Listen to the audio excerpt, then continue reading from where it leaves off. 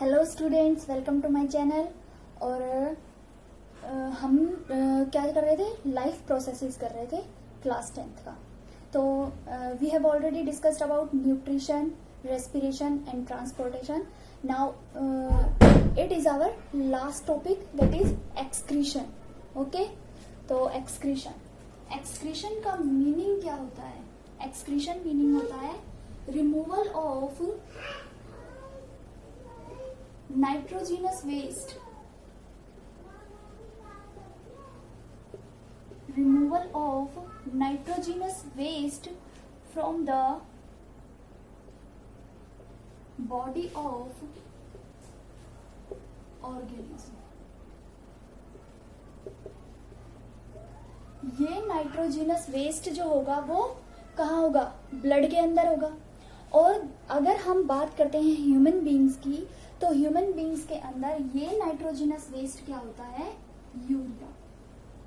ठीक है, यूरिया जो होता है वो नाइट्रोजिनस वेस्ट होता है जो ब्लड के अंदर सर्कुलेट करता रहता है। जब ब्लड आता है किडनी के अंदर, तो किडनी जो होंगी उस यूरिया को फिल्टर कर देंगी और जो साफ ब्लड होगा उसको वापस हार्ट की तरफ भेज देंगी।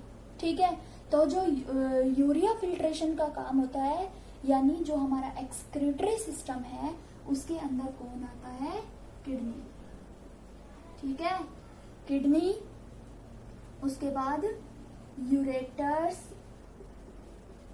Urinary bladder and urethra. ये हमारे कंपोनेंट्स हैं एक्सक्रीटरी सिस्टम के। चलो तो हम एक बार स्ट्रक्चर देख लेते हैं हमारे एक्सक्रीटरी सिस्टम की। देखो, एक्सक्रीटरी सिस्टम के अंदर क्या है? ये है हमारी किडनी। ठीक है, किडनी के अंदर किडनी से कौन निकलेगा? यूरेटर्स। ये यूरेटर्स कहां पर जाएंगे? यूरिनरी ब्लैडर पर। डोम शेप का यूरिनरी ब्लैडर होता है और ये होगा यूरेथ्रा। ठीक है, ये हो गई किडनी, ये हो गए यूरेटर्स, ये हो गया urinary bladder and this is urethra. ठीक है, अब जो ब्लड को लेकर आएगी रीनल आर्टरी और रीनल वेन।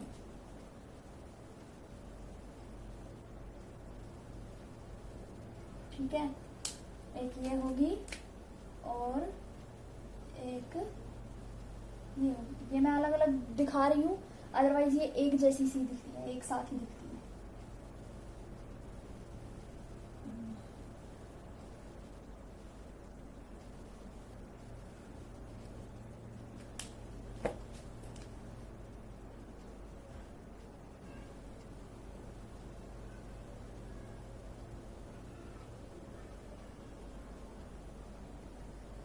तो क्या होगा?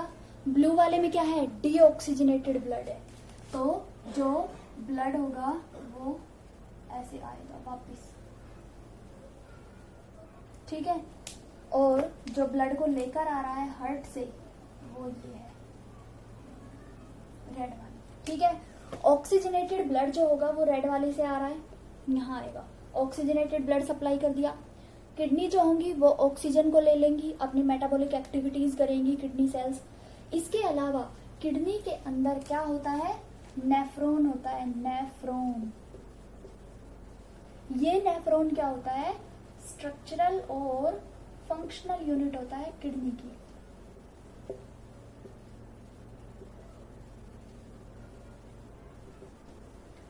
क्या होता है इसमें? जो किडनी की जो स्ट्रक्चर की फॉर्मेशन होती है वो नेफ्रॉन के थ्रू होती है। और जो फंक्शन कर रहा है, मतलब किडनी के अंदर क्या फंक्शन हो रहा था? यूरिया को रिमूव करना फ्रॉम द ब्लड, तो वो फंक्शन भी कौन करता है? नेफ्रॉन। और ये नेफ्रॉन जो होते हैं वो दोनों किडनीज के अंदर मिलियंस ऑफ नंबर्स में प्रेजेंट होते हैं। ठीक है, इसलिए इन नेफ्रॉन्स को फिल्टरिंग यूनिट भी बोलते हैं या फिल्ट्रेशन यूनिट भी बोलते हैं किडनी की।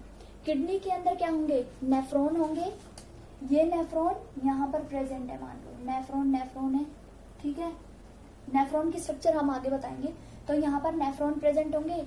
जैसे ही ऑक्सीजनेटेड ब्लड आया, ऑक्सीजन ले ली, उसके साथ साथ इस ब्लड में से क्या यूरिया को रिमूव कर लेंगे, यूरिया को ले लेंगे यहाँ पर, और जो डीऑक्सीजनेटेड ब्लड होगा उसको ब्लू वाले के थ्रू वापस हार्ट में भेज दिया जाएगा। अब जो यूरिया, उसके साथ कुछ सॉल्ट्स, वाटर, ये जो भी रिमूव हुआ है ब्लड में से, वो इन यूरेटर्स के थ्रू यूरिनरी ब्लैडर के अंदर आकर स्टोर हो जाएंगे, और टाइम टू टाइम यूरेथ्रा के through in the form of urine this urea is passed out from the body. ठीक है, क्लियर है ये वाली बात। तो इसके बाद मैं नेफ्रॉन की स्ट्रक्चर और बता देती हूँ।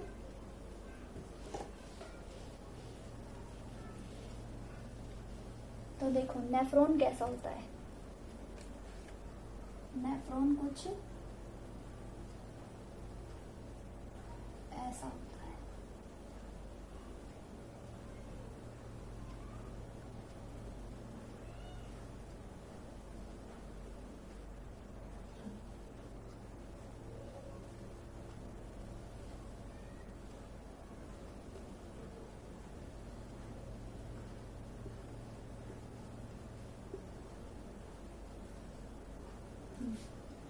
क्या होता है इसमें, यहां से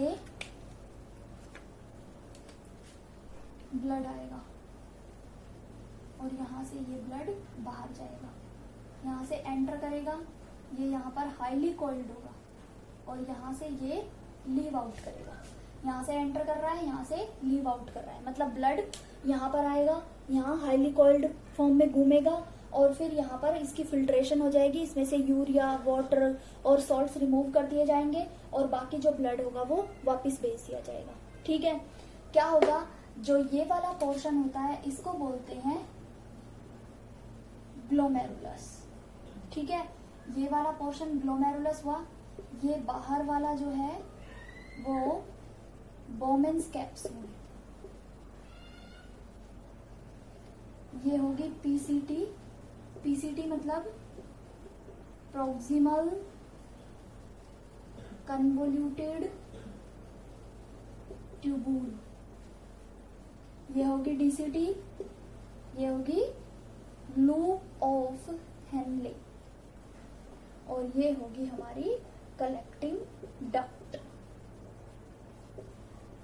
क्या होगा, जैसे ही ब्लड यहाँ पर आएगा, देखो इसका मेन डायमीटर बड़ा बना रखा है, इसका छोटा बना रखा है, तो ब्लड ज्यादा आ रहा है और कम बाहर निकल रहा है। तो जो ज्यादा ब्लड होगा वो ज्यादा तेजी से मूव करेगा, प्रेशर के साथ मूव करेगा, और यहाँ से वाटर, सॉल्ट्स, ग्लूकोज ये सब फिल्टर हो जाएगा। ठीक है, और जो बाकी ब्लड है वो वापस चला जाएगा। यहाँ पर जो ग्लूकोज होगा, वाटर होगा, वो वापस से ब्लड में भेज दिया जाएगा। क्यों, इसके साथ में ब्लड वेसल होगी। इस ब्लड वेसल के अंदर यहाँ पर ग्लूकोज है, बाइकार्बोनेट्स हैं या सॉल्ट्स हैं, वाटर है, उसको वापस भेज दिया जाएगा लूप ऑफ हैंडले के थ्रू।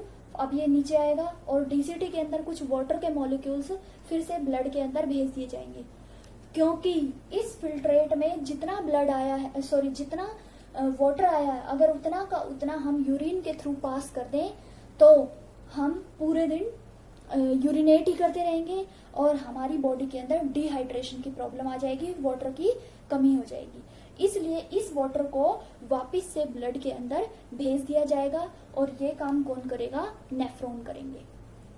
लास्ट में जो कलेक्टिंग डक्ट होगी उसके अंदर बहुत सारे नेफ्रॉन्स का जो फिल्ट्रेट होगा, जो यूरिया और थोड़ा बहुत वाटर, वो यहाँ पर आएगा और फिर वो यूरिनरी ब्लैडर के अंदर जाकर स्टोर हो जाएगा। ठीक है, तो ये तो रहा हमारे एक्सक्रीटरी सिस्टम की और नेफ्रॉन की बात। अगर मान लीजिए किसी की किडनी फेल हो जाए, सुना होगा किडनी फेल हो जाए, तो क्या होता है, उस कंडीशन में एक प्रोसेस होती है हीमोडायलिसिस। हीमोडायलिसिस में क्या करते हैं,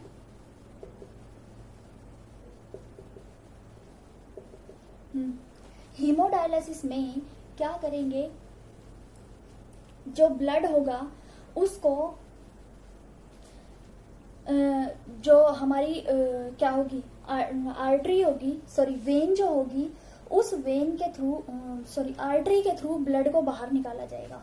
जैसे ये है हमारा हाथ, ठीक है, ये है हमारा हाथ। इस हाथ में से क्या होगा, आर्टरी है, इस आर्टरी के थ्रू ब्लड को निकाला जाएगा और इस ब्लड को एक मशीन के अंदर भेजा जाएगा। इस मशीन के अंदर हाईली कॉइल्ड सेलोफेन ट्यूब होती है। जब ये ब्लड जो होगा ऑक्सीजनेटेड ब्लड है, जैसे ही सेलोफेन ट्यूब के अंदर मूव करेगा तो इसमें से जो यूरिया होगा वो रिमूव हो जाएगा, ठीक है, यूरिया रिमूव हो जाएगा। इसके बाद जो साफ ब्लड होगा उसको वापस भेज दिया जाएगा, किसके थ्रू, वेन के थ्रू।